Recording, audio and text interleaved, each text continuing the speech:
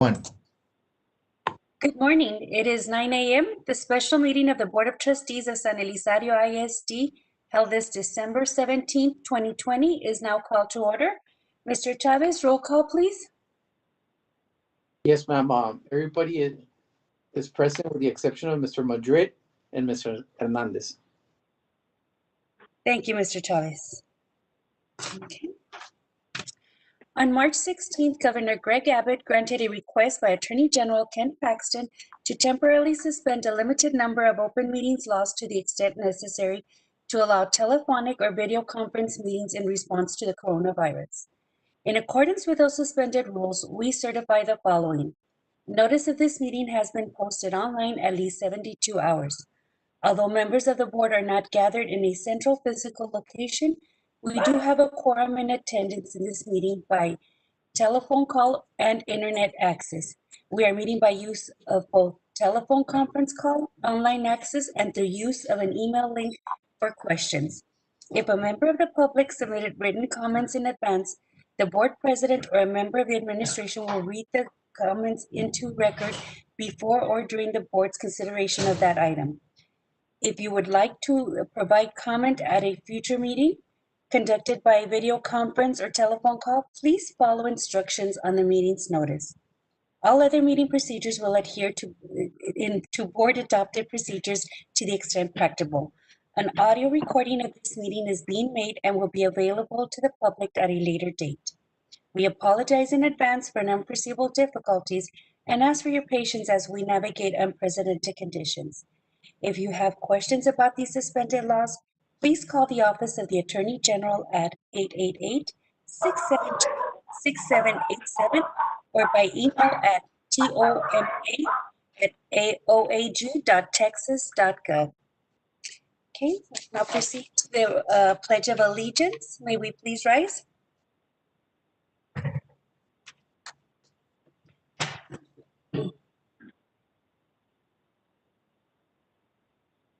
I pledge allegiance to the flag of the United States of America and to the republic for which it stands, one nation, under God, indivisible, with liberty and justice for all.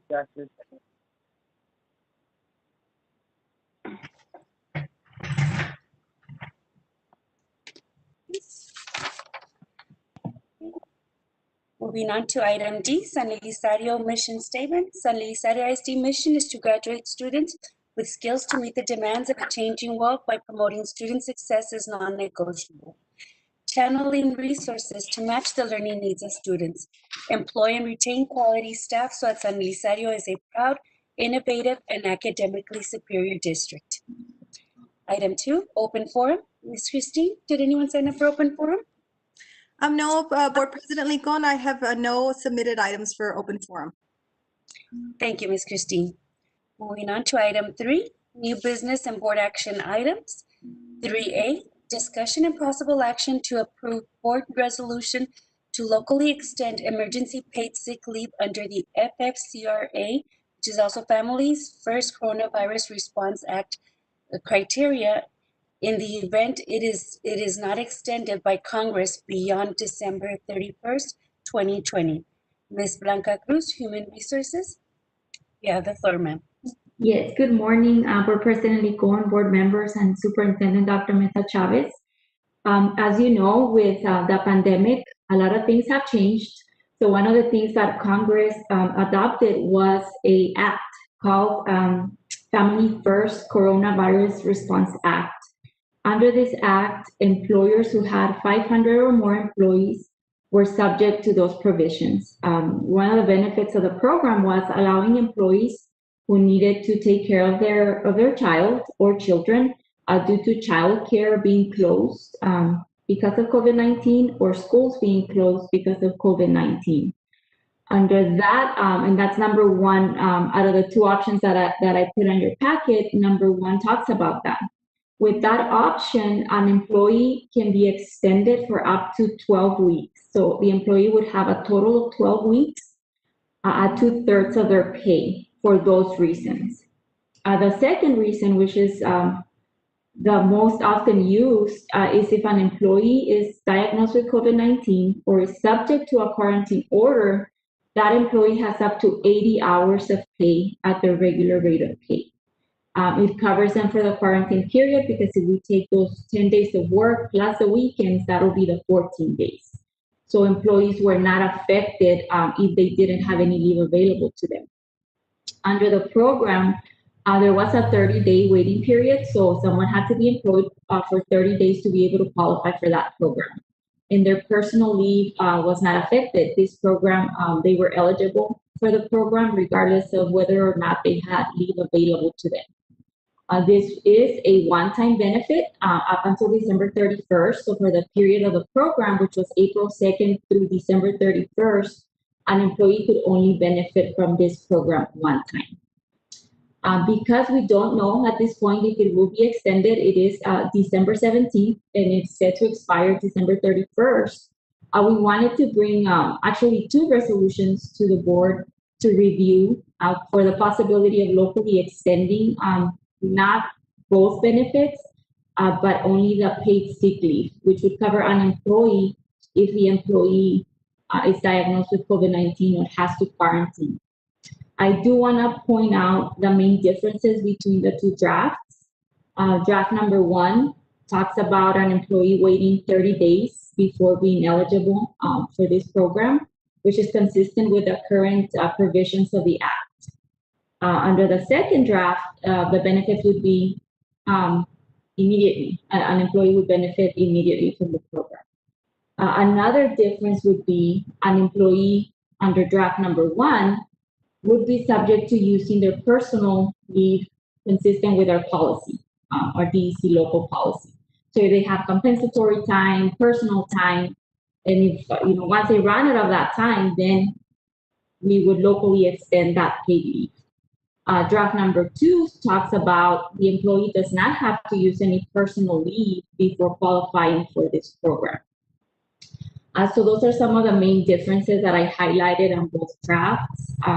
And we want to know what the board would consider in regards to extending the leave. We're not extending the portion of the 10 weeks because operationally, that's been really tough in our district, as you all know. So we are only asking for that paid sick leave, which would be the 80 hours under both resolutions. So I don't know if you all have any questions regarding any of the drafts that were presented to you.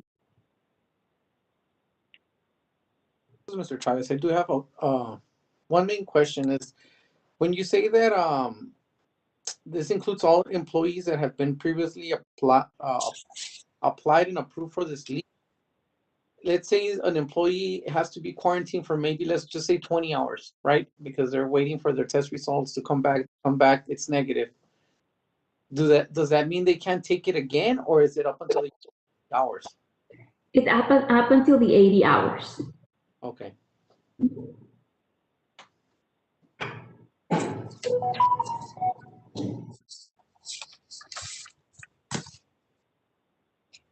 Blanca, this is Ms. Garcia. I have a quick question. Sure. On after an employee is employed, how long does it take them to get their paid sick leave hours? So Draft 1 will be the 30 days, which is consistent with the current act. Draft 2 would be done immediately. Okay. So in order to be eligible, they'd have to wait the 30 days. Correct. So if they get sick before that, they're not eligible.